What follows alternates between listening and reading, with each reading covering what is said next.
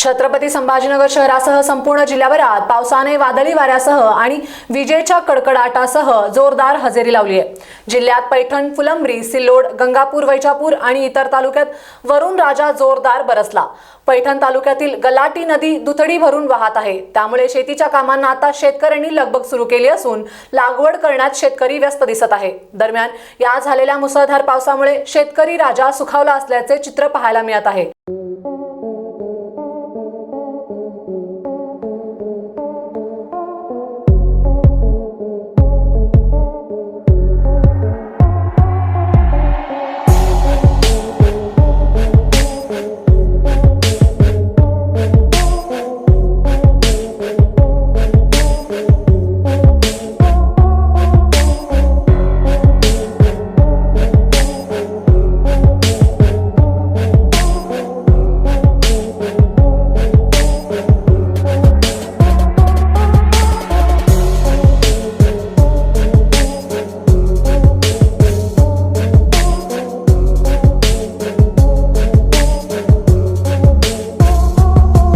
Amol Kale, star Maharashtra news.